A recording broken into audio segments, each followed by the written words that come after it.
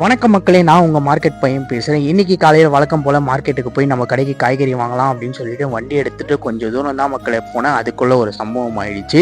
வண்டி பெட்ரோல் இல்லாமல் பாதியிலே நின்று போயிடுச்சு.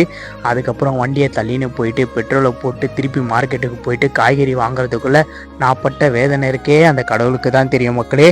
வாழ்க்கையில் நம்ம ஒன்று செய்யணும்னு நினைப்போம், ஆனால் அது நம்மளே ஏதாவது செஞ்சு விட்றோம். அந்த மாதிரி தான் இன்றைக்கி சம்பவம் ஆயிடுச்சு.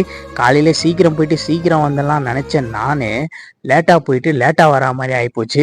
நம்ம கடையில் கீரைகள் கூட நம்ம விற்கிறோம் அப்படின்னு நான் சொல்லியிருந்தேன் இல்லையா. கொஞ்ச நாளாகவே டைரெக்டாக மார்க்கெட்டுக்கு போய் தான் நான் கீரை வாங்கிட்டு இருந்தேன். ஏன்னா டைரெக்டாக போய் வாங்கும் போது நம்மளால கீரையை பார்த்து வாங்க முடியும், விலை கம்மியாகவும் வாங்க முடியும், நம்ம மக்களுக்கு விலை கம்மியாகவும் கொடுக்க முடியும். ஆனால் இன்னைக்கு நான் ஆர்டர் போட்டேன். ஏன்னா கீரைலாம் கொஞ்சம் டிமாண்டாக இருக்குது.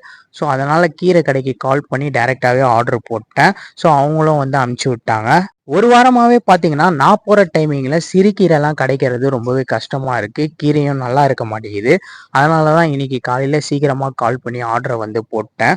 ஸோ அப்போ தான் மக்களுக்கு நல்ல கீரையை வந்து நம்மளால் கொடுக்க முடியும். நேற்று நான் சொல்லியிருந்தேன் தக்காளி விலை கொஞ்சம் அதிகமாயிருக்கு, இன்னைக்கு கொஞ்சம் கம்மியாக இருக்கிறதுக்கான வாய்ப்பு இருக்குது அப்படின்னு சொல்லியிருந்தேன். ஆனால் நேற்றை விட இன்னைக்கு பெட்டிக்கு 50 ரூபா அதிகமாக இருக்குது. இன்னைக்கு நான் மெயினாக மார்க்கெட்டுக்கு போனதே வெங்காயம் உருளைக்கிழங்கு போடலாம் அப்படின்னு சொல்லிட்டு தான். ஆனால் வெங்காயம் எதுவுமே இன்னைக்கு நம்ம கடைக்கு செட் ஆகல மக்களே.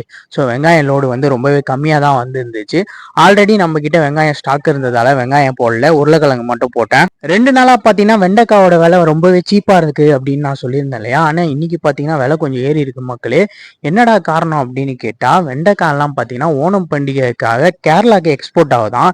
எல்லா வெண்டைக்காயும் விற்று காலி ஆயிடுச்சு. அப்புறம் நம்ம கடைக்கு தேவையான காய்கறிகள்லாம் வாங்கிட்டு அதுக்கப்புறம் கொத்தமல்லி ஒரு மூட்டை எடுத்துக்கிட்டு எவ்வளோ சீக்கிரம் மார்க்கெட்டை விட்டு கிளம்பணுமோ அவ்வளோ சீக்கிரம் வந்து கிளம்பியாச்சு.